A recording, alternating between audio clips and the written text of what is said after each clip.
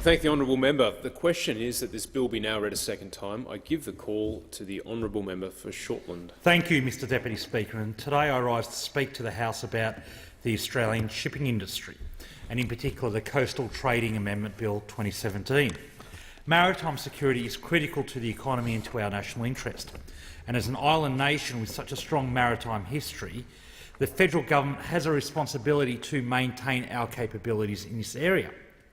However, unfortunately, this government has consistently shown no such regard for Australian shipping and ship owners and continues its attempts to force through legislation that would compromise their ability to compete with foreign vessels and undermines our national maritime capabilities. Labor knows how important shipping is to this country. That's why we developed and passed the Revitalising Australian Shipping Bill in 2012, and that's why we've opposed this government's attempts, repeated attempts, to degrade its protection of the Australian maritime industry. This bill offers a raft of measures that will make it easier for foreign-flagged vessels to operate in Australian waters, while providing absolutely nothing for Australian-flagged vessels. The proposal before the House would increase tolerance limits from their current level of plus or minus 20% of the nominated cargo or passenger volumes to 200% more or 100% less.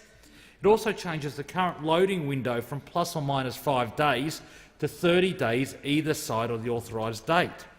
This drastic increase of volume tolerance limits and loading windows would make it impossible for Australian-owned and operated ships that hold general licences to compete with foreign vessels holding temporary licences. These provisions would, according to the Maritime Union of Australia, totally undermine accepted commercial arrangements and make it impossible for a general licence holder to contest a cargo, as a general licence holder would not know what they are contesting. Maritime Industry Australia Limited, which is the peak industry group for Australian shippers, also opposes these changes, claiming that the integrity of the system is undermined as general licence holders' rights and opportunities are reduced. They go on to state that without tolerances being meaningful, the system may as well be deregulated entirely. The Australian Institute of Maritime and Power Engineers has stated that under these proposals, the ultimate voyage carried out may bear no resemblance to the original voyage for which the temporary licence was granted, and AMP opposes these proposals. One of the biggest shipping groups in this country, CSL, says of this legislation, the current date tolerance seems unreasonable. And True North Adventure Cruises, a tourism operator off northwestern Australia, has warned that the proposed changes would allow foreign operators to game the system.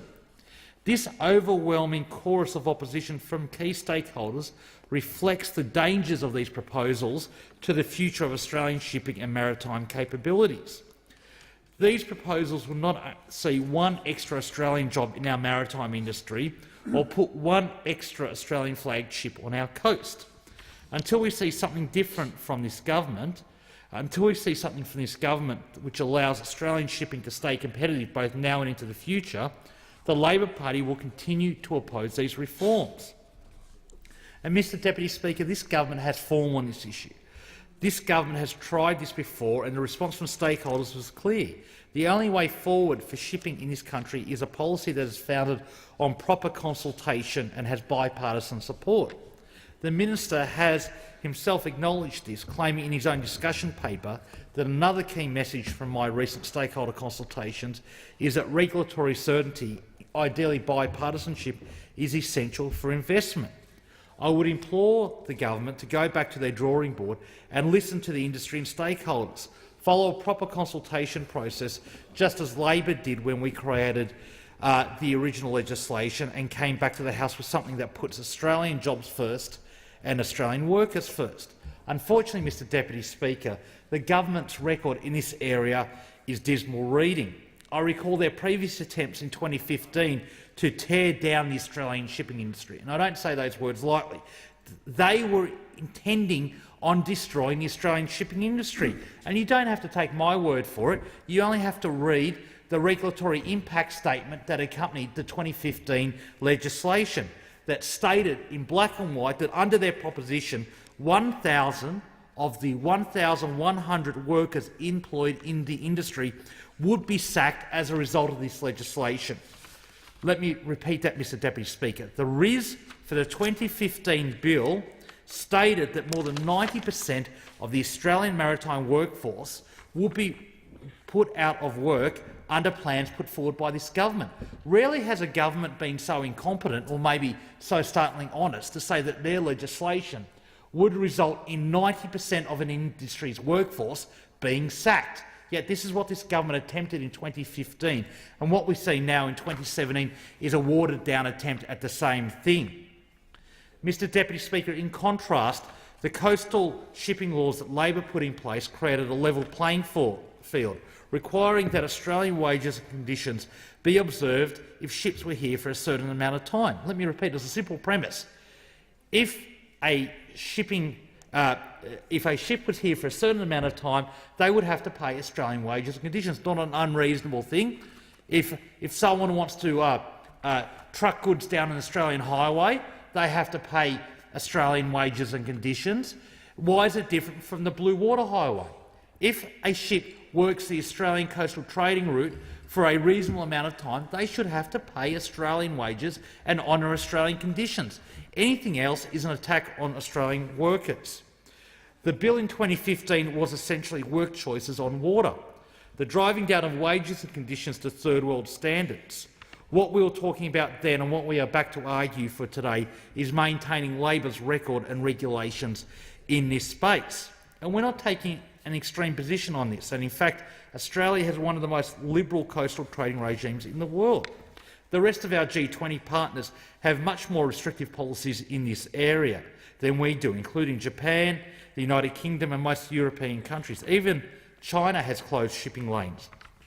The United States, the supposed bastion of free market and free trade, has the Jones Act, which legislates that all ships that service the US coastal shipping route must hire American seafarers, must pay US wages and conditions, and in fact the ships must be built in the United States.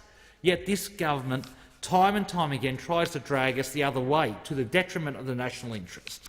This legislation represents yet another in a sequence of attacks on coastal shipping in this country under the Turnbull government. And it is a shameful record. It is a shameful record of attacks on the maritime industry and the proud and skilled workforce that service that industry.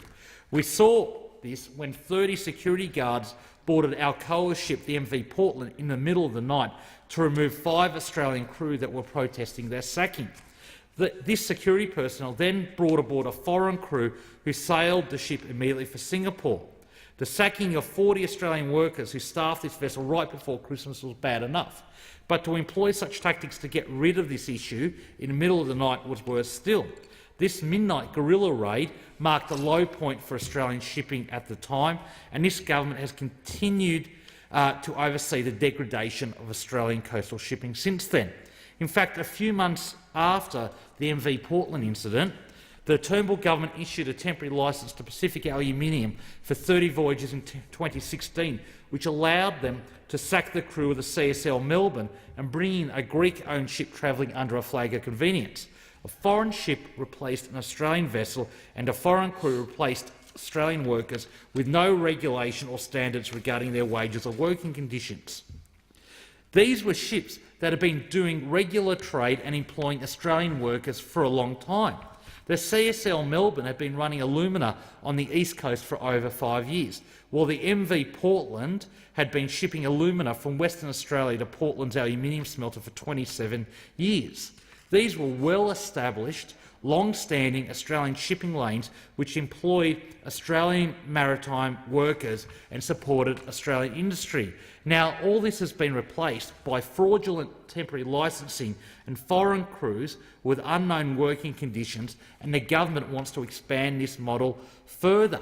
These were not temporary trade. This was regular trade. This was a trade that had been undertaken for 27 years, predictable as night follows day, shipping alumina from the refineries to the aluminium smelters. Yet this government issued temporary licences that allowed Australian crews to be sacked, to be frog-marched off the ships in the middle of the night, replaced by crews who were exploited and paid $2 a day. That is unacceptable, Mr. Deputy Speaker, wholly unacceptable. But this is the attitude of this government. It paints a sorry future for the future of coastal shipping in Australia that will have consequences not just for our workers, but for the nation as a whole. Maritime infrastructure and workers are not just economically vital, but also represent a core pillar of our national security. To protect our borders and ensure the safety of all Australians, we must maintain not only a strong shipbuilding sector, including maintenance and repair, but also a strong merchant navy. History has shown time after time that these capabilities are crucial to our national interests, regional security and participation in the international community.